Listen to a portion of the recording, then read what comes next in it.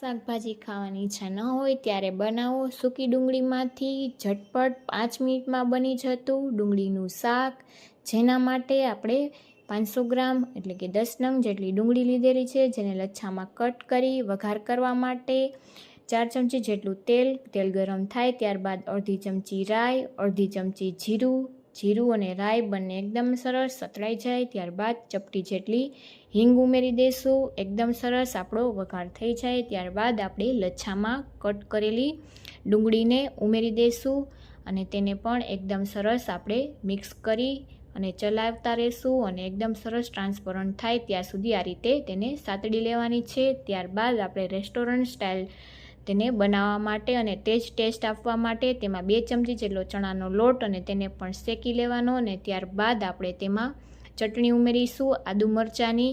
તો ચટણીને પાણી સાથે આ રીતે મિક્સ કરી લેશું અને ત્યારબાદ આપણે તેને ડુંગળી સાથે ઉમેરીશું।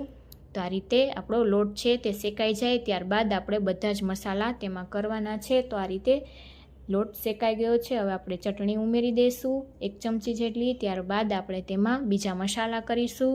તો ત્યારબાદ આપણે તેમાં ચપટી જેટલી હળદર ઉમેરી દઈશું। ત્યારબાદ 1 ચમચી જેટલો આપણે તેમાં ધાણા જીરું પાવડર ઉમેરી દઈશું અને આપણે કલર માટે તેમાં 1 ચમચી જેટલો કાશ્મીરી લાલ મરચું પાવડર અને ટેસ્ટ મુજબ મીઠું ઉમેરી દઈશું અને એકદમ સારી રીતે ડુંગળી સાથે ચલાવીને મિક્સ કરી લેશું। તો સ્લો ફ્લેમ પર આપણે મસાલાને મિક્સ કરી લેશું જેથી કરીને મસાલા બળે નહીં। તો આ રીતે સારી રીતે મિક્સ થઈ જાય ત્યારબાદ આપણે તેમાં થોડું પાણી ઉમેરીશું। તો આ રીતે ચટણીને પાણીમાં મિક્સ કરીને જ ઉમેરવી જેથી કરીને મસાલો બળી ન જાય અને તેનો ટેસ્ટ છે તે ખૂબ જ સરસ શાકમાં આવે। તો સાંજના સમયે રોટલી, પરોઠા કે ભાખરી સાથે ખાવામાં ખૂબ જ ટેસ્ટી એવું આ શાક ઝટપટથી બનીને તૈયાર થઈ જાય છે। તો તમે પણ આ રેસીપીથી જરૂરથી ટ્રાય કરજો। થોડું પાણી ઉમેરી અને એકદમ સારી રીતે મિક્સ કરી લેશું અને ત્યારબાદ આપણે તેને ઢાંકણ ઢાંકી અને થવા દેવાનું છે। તો આપણે તેને લગભગ 5 મિનિટ જેવું થવા દેશું ઢાંકણ ઢાંકીને। તો 5 મિનિટ બાદ એકદમ સરસ આપણું ટેસ્ટી શાક બનીને તૈયાર થઈ જશે। તમે જોઈ શકો છો કે તેલ પણ ઉપર આવી ગયું છે અને એકદમ સરસ આપણું શાક બનીને તૈયાર છે। ઉપરથી આપણે થોડા લીલા ધાણા ઉમેરી અને આપણે તેને સર્વ કરીશું।